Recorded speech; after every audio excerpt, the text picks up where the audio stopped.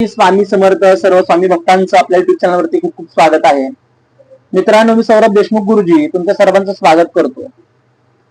मित्रांनो, आज टॉपिक असा आहे साती आसरा. नक्की साती आसरा कोण आहेत, साती आसरा का लागतात, साती आसरा कोणाला लागतात, साती आसराचा काय काय मान केल्यानंतर साती आसरा माघारी जातात, साती आसऱ्यांचे जर का मानपान नाही दिला, साती आसऱ्यांचं काही नाही केलं तर काय घडतं आपल्या जीवनामध्ये, काय लेवल पर्यंत आपल्या जीवनात संकट तयार होतात, काय कुठल्या गोष्टीपर्यंत आपल्याला संघर्ष भोगावा लागतो आणि काय त्रास होतो स्त्रियांना, काय त्रास होतो लेडीजला, हे मी तुम्हाला सांगणार आहे.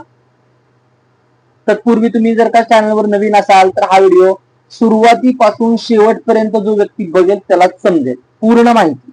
स्किप करत गेला काहीही कळणार नाही. करायला जाताना एक व्हायचं तिसरं, हे लक्षात ठेवा. त्यामुळे व्हिडिओ सुरुवातीपासून शेवटपर्यंत नक्की बघा. दुसरी गोष्ट, नवीन असाल लाईक शेअर सबस्क्राईब नक्की करा. तुमच्यासाठी खूप असे चांगले छान छान व्हिडिओ मी आणत असतो. अगदी मनापासून तुमच्यासाठी व्हिडिओ बनवतो. त्यामुळे तुम्ही लक्ष देणं गरजेचं आहे, एक लाईक करणं गरजेचं आहे, एक सबस्क्राईब करणं गरजेचं आहे. मित्रांनो, आता मुद्द्यावर येऊया. साती आसरा नेमकं कोण आहे? साती आसरा या जलचर देवता आहे. जलचर देवता म्हणजे पाण्याचे अधिष्ठात्री देवता आहेत. त्या 7 देवी असतात आणि 8वा असतो हा त्यांचा राखणदार. त्याचं नाव काय आहे? 7व्या राखणदाराचं नाव आहे माळी बुवा. काय नाव आहे? माळी बुवा. आता त्या 7 जणी, 7 सवाष्णी, साती आसरा ह्या त्रास कशा देतात आणि का लागतात? मुळामध्ये तुमचं वय कमी असेल किंवा तुमचं वय थोडस कुमारिका असताल किंवा सौभाग्यवती असताल तर त्या पिरियड मध्ये तुम्ही जर का दुपारच्या वेळेला, जे त्यांचं वेळ आहे, पाण्याच्या देवतांचं जे वेळ आहे, त्या वेळेमध्ये जर का तुम्ही जात असताल पाण्याजवळ कपडे धुवून, म्हणजे घरामध्ये चालतं, बाहेर जर का तुमच्या आड असेल, विहीर असेल, तिथे जर का त्यांचं स्थान असेल आणि तुम्ही जर का तिथे जात असताल सतत त्यांच्या वेळेमध्ये जर का तुम्ही सापडला तर साती आसरांचा तुमच्यावरती एक प्रकारे दृष्टी पडते, तुमच्यावरती त्यांचा प्रभाव पडतो. तुम्हाला ते आपलं समजून तुमच्याकडे येत असतात. त्याचा त्रास सुद्धा तुम्हाला कसा होतो तर ते मागतात मानपान. तुम्हाला मला मानपान दे, मला मानपान दे, मला मानपान दे, असं त्यांचं मत असतं. आता ह्या साती आसरा ज्या पाण्याच्या देवता असतात ह्या यक्ष स्वरूपात असतात, यक्ष यक्षिणी स्वरूपात असतात. म्हणजे मुळामध्ये त्या देव्या आहेत, देव गतीमध्ये त्या मोडतात, देवाच्या स्थानावरती ते आहेत, पण जलचर देवता असल्यामुळे यक्ष स्वरूपात त्यांची पूजा होते, यक्ष स्वरूप त्यांना मानलं जातं. आणि साती आसऱ्यांची परडी असते ती सोडली जाते. तत्पूर्वी साती आसरा तुम्हाला आहेत का नाही हे आपण कसं ओळखायचं? जर तुम्हाला सतत पाण्याचं स्वप्न पडत असेल, जर तुम्हाला सतत पाण्याचं स्वप्न पडत असेल, तुमच्या स्वप्नामध्ये नेहमी जर का ओढा येत असेल, नदी येत असेल, आड येत असेल आणि कोणतरी तुम्हाला त्या पाण्याकडे, आडाकडे ओढतंय, असं जर का तुम्हाला स्वप्नात वाटत असेल तर तुम्हाला साती आसरा आहे. जर का तुम्हाला हे स्वप्नही पडत असेल आणि पिरियडच्या टाइम वरती तुमच्या पोटात खूप दुखत असेल, प्रचंड वेदना होत असतील, तरी तुम्हाला साती आसऱ्यांचा त्रास हा असू शकतो.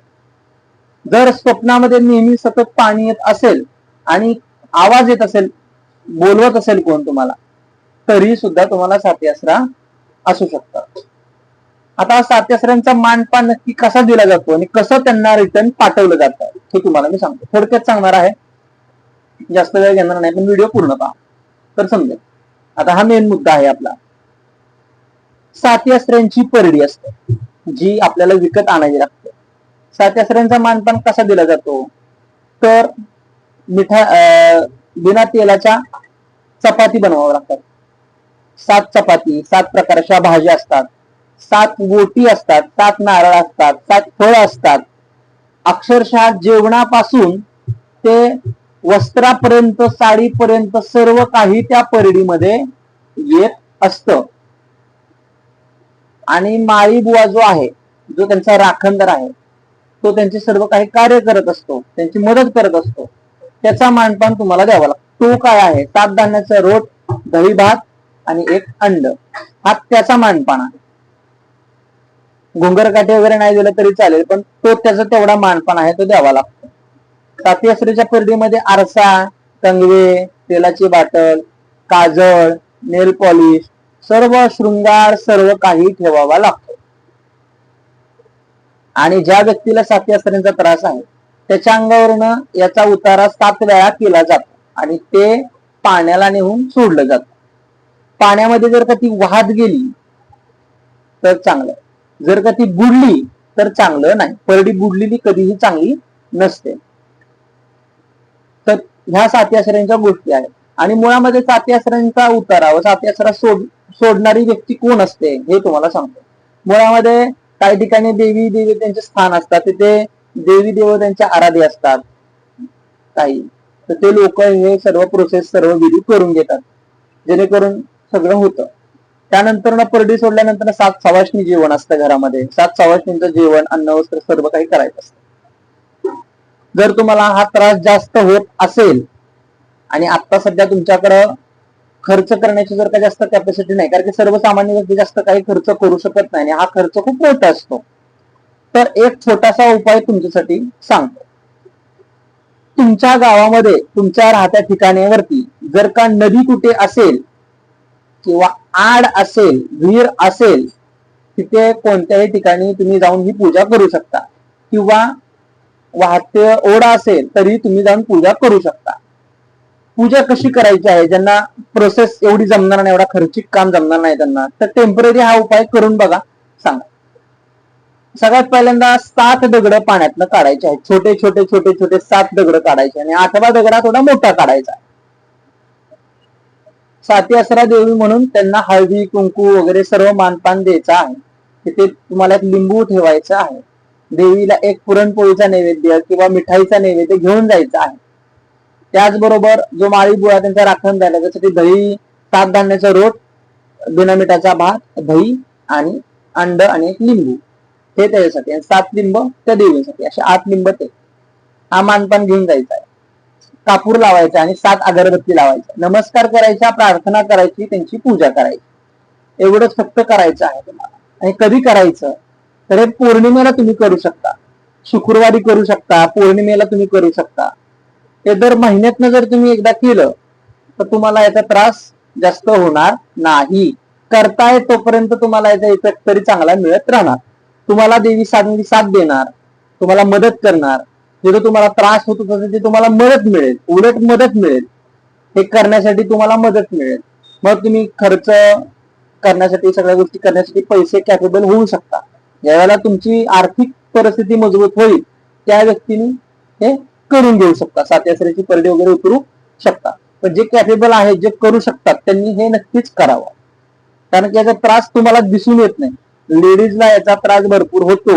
भविष्यात लेकरं बाळ व्हायला अडचण येते, मुलं बाळ व्हायला प्रॉब्लेम येतो, संतती व्हायला प्रॉब्लेम होतो, मुलं बाळ व्हायला त्रास होतो.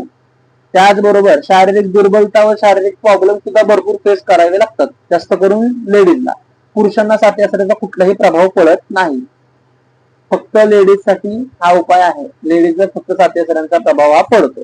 पुरुषांच्या बाबतीत कसं आहे, पुरुषाकडे देवीचं वारं येऊ शकतं, साती आसऱ्यांची ऊर्जा त्यांच्याकडे येऊ शकते, त्यांच्यावर देवी प्रसन्न होऊन त्यांच्या शरीरामध्ये ते स्थान त्यांना मिळू शकतं आणि ते गादी वगैरे चालवणारे गादीधारक बनवू शकतात साती आसऱ्यांच्या नावाने. कारण की साती आसरा त्या कुणाला ऐकणाऱ्या देवता नाहीयेत. साती आसरा खूप पॉवरफुल आहेत.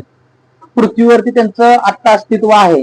विचार करा, देवी देवता मंदिरामध्ये स्थान आहे, जिथं पाणी आहे तिथे साती आसऱ्यांचं स्थान आहे. तुम्हाला माहिती असेल तर सांगतो.